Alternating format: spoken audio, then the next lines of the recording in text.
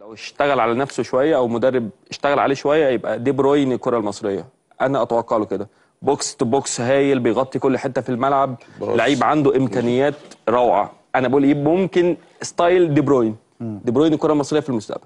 أنا بزود على كلام محمود فايز يا جماعة، مترجم منتخب مصر السابق، وبقول إن النادي الأهلي دفع 3 مليون دولار في إمام عاشور. إزاي الأهلي يدفع المبلغ الكبير ده في لاعب زي إمام عاشور؟ بكل صدق وبكل أمانة، مباراة سيراميكا في كأس السوبر أثبتت إن إمام عاشور يساوي على الأقل 10 مليون دولار يا جماعة. لاعب مختلف عن كل لاعيبة الدوري المصري، إفادة كبيرة جدا للنادي الأهلي وجود لاعب بقيمة وقامة إمام عاشور في وسط ملعب النادي الأهلي. كلنا بنشوفوا المتعة اللي بيقدمها إمام عاشور. مباراة سيراميكا يا جماعة في كأس السوبر بينت المجهود الكبير جدا جدا اللي بيبذله إمام عاشور في المباراة، كمان المهارة اللي بيتفوق بيها على جميع لاعيبة نص الملعب في مصر.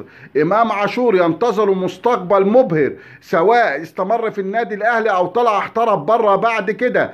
إمام عاشور يا جماعة ما سابش شبر في الملعب في مباراة سيراميكا كليوباترا اللي لو كان موجود فيه من منطقة الجزاء بتاعة النادي الأهلي ومنطقة الستة بتاعة النادي الأهلي لغاية ما جاب جون في فريق سيراميكا كليوباترا. الملعب بالكامل إمام عاشور لعب فيه يا جماعة. الخريطة الحرارية بينت إن إمام عاشور جرى في كل حتة، إن إمام عاشور بذل مجهود كبير جدا في المباراة. لكن أنا هحكي لكم حاجة يا جماعة محدش تقريبا اتكلم عنها، لفتت نظري بشدة في مباراة سيراميكا. بتبين شخصية إمام عاشور، بتبين قد إيه اللاعب ده واثق من نفسه وواثق من قدراته، بتبين قد إيه اللاعب ده مهاري وما بيخافش وما بيهتزش يا جماعة. قبل ما يجيب الجون ب10 ثواني إمام عاشور بيلعب كرة في نص الملعب تقريبا في نفس المكان اللي استلم فيه كرة الجون دي، لعبها بالعرض انقطعت وعملت هجمة خطيرة على النادي الأهلي لولا ربنا ستر.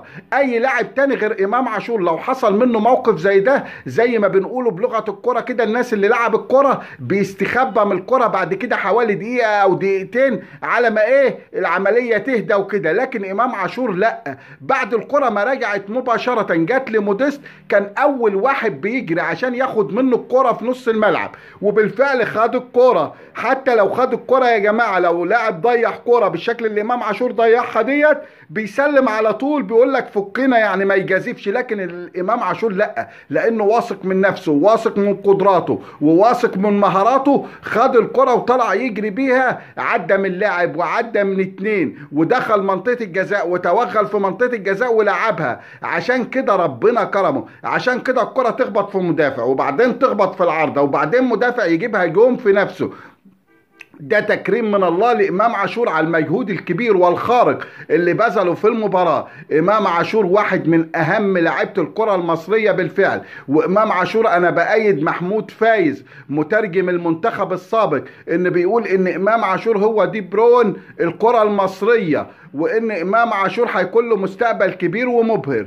لكل الأهلاوية ما تنسوش يا حبايبي وكل جماهير الكرة المصرية اشتركوا في قناتي وفعلوا الجرس عشان يوصلكوا كل جديد. شكرا.